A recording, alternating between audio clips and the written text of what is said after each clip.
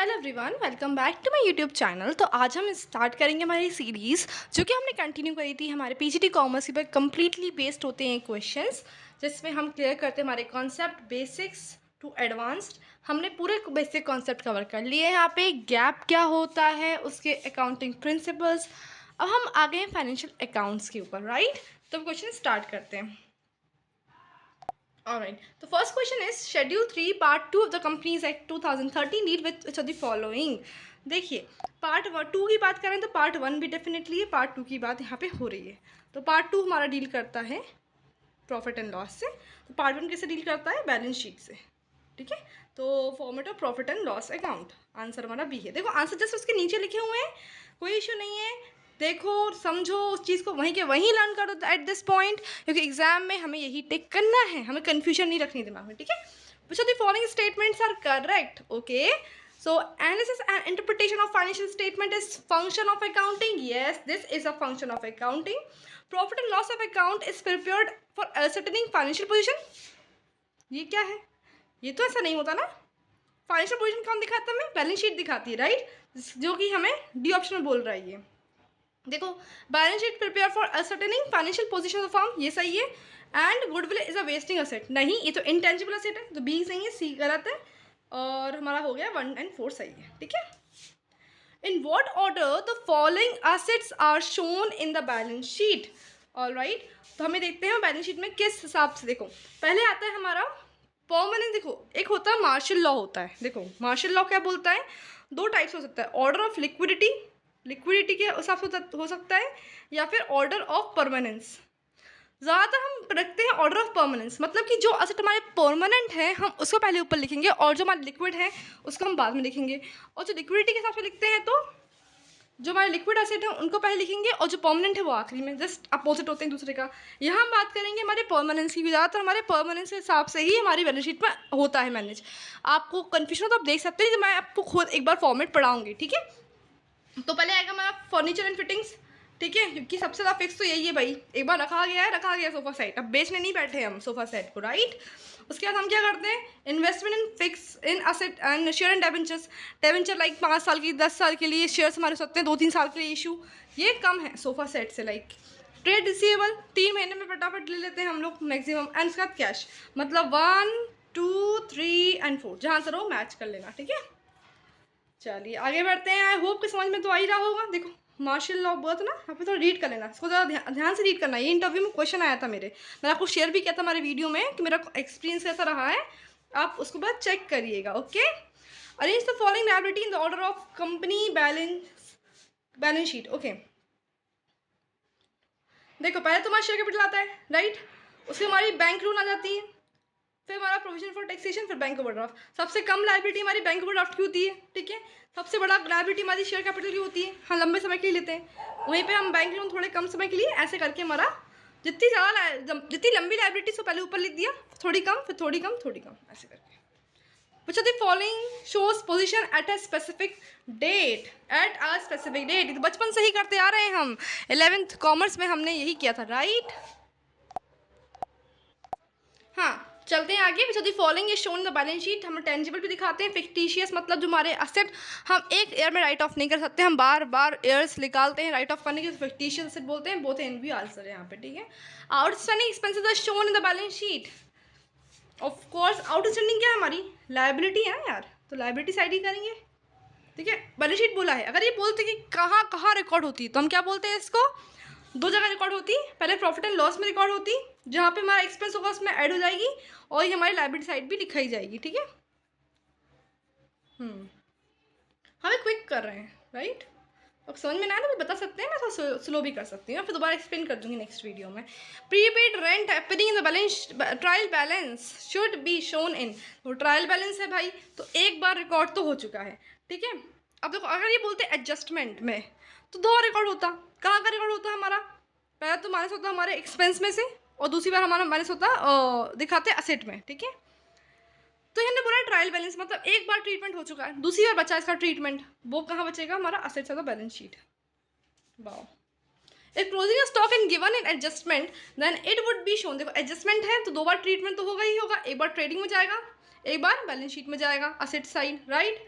तो ये हो गया ए एंड बी। बच्चा the following equation is not correct. Okay, देखो आपको मैं सिखाई थी बेसिक इक्वेशन क्या होती है, ठीक है, फिर से देख लेते हैं। Purchase plus opening stock plus direct expense minus closing stock is equal to CGS। ठीक है, मतलब ये समझ लो कि अगर हमारा क्लोजिंग स्टॉक माइनस में है तो बाकी सब चीज़ें प्लस में होंगी, अगर बाकी सब चीज़ें माइनस में है तो क्लोजिंग स्टॉक प्लस में होगा। इन दोनों का सिंबल कभी भी सेम नहीं होगा इन चीज़ों का। ये तीन एक टीम में रहते हैं, कहाँ तक, डायरेक्ट एक्सपेंस तक, और ये एक टीम में रहता है। ठीक है, देखो क्लोजिंग स्टॉक माइनस में दिख रहा है, परचेज माइनस में दिख रहा है, तो ये हमारा गलत है। बाकी हम चेक कर लेते हैं। तो देखो क्लोजिंग स्टॉक, ठीक है, कॉस्ट ऑफ गुड सोल्ड, ठीक है, अगर वहाँ जाएगा, और माइनस परचेज, ठीक है, फिर कॉस्ट ऑफ गुड सोल्ड तुम्हारा अलग टीम में था ना यार, तो हम ठीक है अलग से लिख लेंगे। देखो ये प्लस है, ये माइनस है, सही है, प्लस है माइनस है, सही है।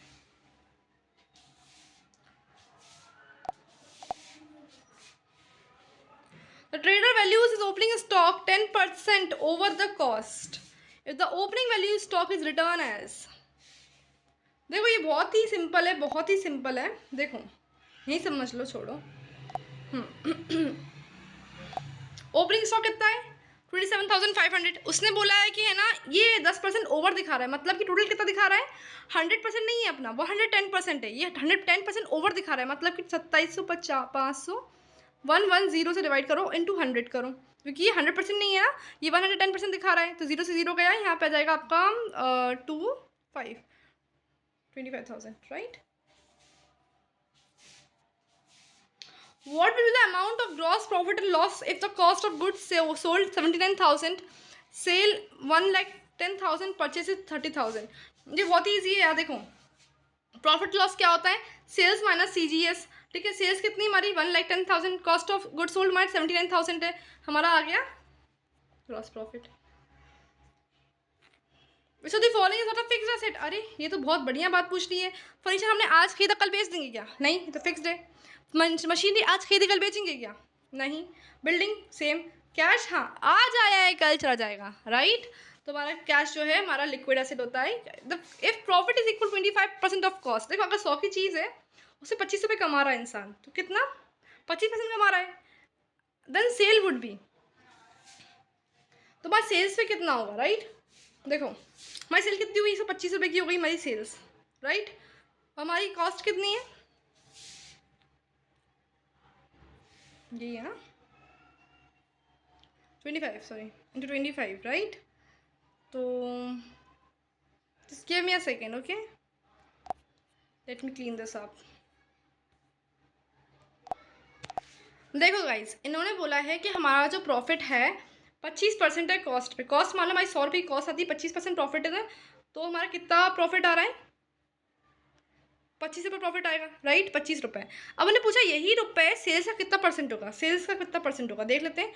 सेल्स हमारी कितने की है, 125 रुपये की है ना, 100 रुपये का कॉस्ट है, 25 रुपये प्रॉफिट है, मतलब सेल कितनी, 125 रुपये की। हमारा sale is equal to profit plus cost होता है ना, तो वही है। प्रॉफिट है 100 रुपये, सॉरी प्रॉफिट है 25 रुपये, कॉस्ट है 100 रुपये, तो हो गया ये इंटू 100, 1520, मतलब कि 20। ठीक है, आंसर है। Those assets which are purchased to increase profitability of the business and not to be, देखो not to be resold, ये अकेला ही काफ़ी था हमारे आंसर के लिए, तो हमारा फिक्स एसेट है। ठीक है, capital of the firm in the beginning of the financial year was 1 lakh rupees. Okay very good, काफ़ी अमीर बिजनेस है। At the end total asset were 1,50,000, that's great, and total liability were 70,000 rupees. ठीक है, okay fine. Total drawing during the year was 30,000, was a gross profit and loss. देखो हम balance sheet बना लेते हैं फटाफट से, छोटी सी यहीं पे कर लेते हैं हम। ठीक है, देखो beginning of the financial year 1 lakh का हमारा कैपिटल था। ठीक है, 1 लाख हुआ ना, ये 1 लाख है। ठीक है, और इसमें 1,50,000 क्या होगा, टोटल असेट होगा हमारे। हमारी लाइबिलिटीज कितनी है, 70,000। Doing the drawing was 30,000। 30,000 drawing इस साल की है, right.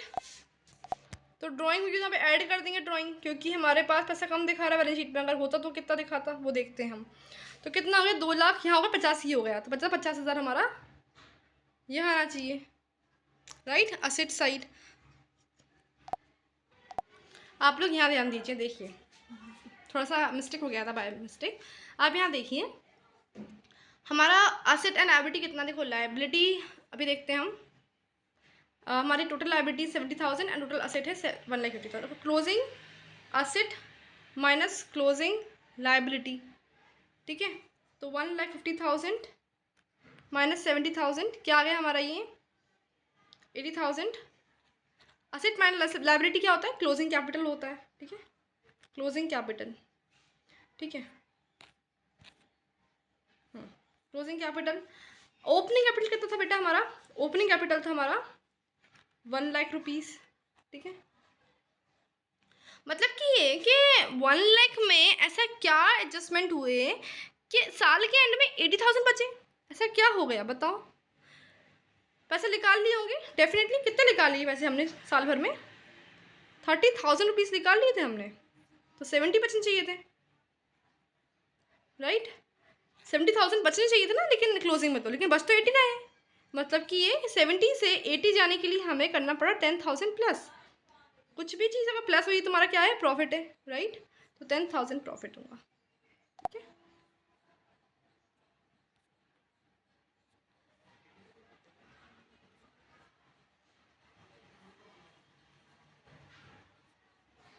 Okay. Which of the following is not a tangible asset, is not intangible asset?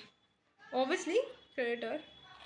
The nature of advance tax payment is, देखो एडवांस कुछ भी चीज़ दे रहे हैं तुम्हारा असेट की तरह काम करता है ना। लायबिलिटी, अब देखो लायबिलिटी तो है नहीं हमारा, प्रीपेड एक्सपेंस नहीं है ये, देखो प्रीपेड एक्सपेंस अलग होता है, ये एक्सपेंस नहीं है, ये एडवांस टैक्स हमारा असेट होता है, ठीक है, नेचर में।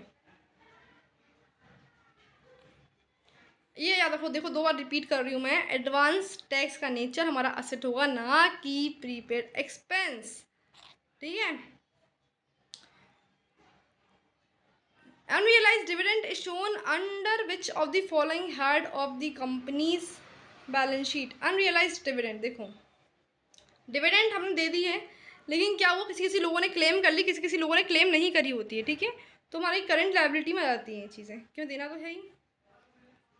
Opening stock, purchase, closing stock, gross profit on sale is 10%, the amount of sale would be, देखो ओपनिंग प्लस परचेज कितना हुआ 1,10,000, राइट, माइनस क्लोजिंग स्टॉक 29,000, कितना बचा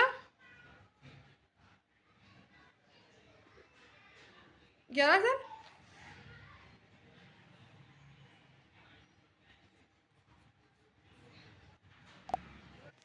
देखो ये क्या है, इसमें हमारा 10% जैसे प्रॉफिट होगा, राइट, तो हमारा 90% है उसका सेल्स का, 100% निकालना है हमें, तो 9 इंटू 100 90,000, मतलब फिर समझ लो, तो 81,000 हमारा आ गया CGS, ठीक है, ये हमारा 90% ही है सेल्स का, सेल्स हमारी 100% होगी, तो 90 इंटू 100 कर लो, तो 90 का 0 यहाँ से गया, बचा 9,000, 9,000 टू 100 90,000 हो जाएगा, राइट। तो आज के लिए सिर्फ इतना ही। अब मुझे बताइए कैसे लगा वीडियो, और भी वीडियोस इसके पहले भी डाले हैं, वो चेक करिएगा, ठीक है। Have a good day, bye bye.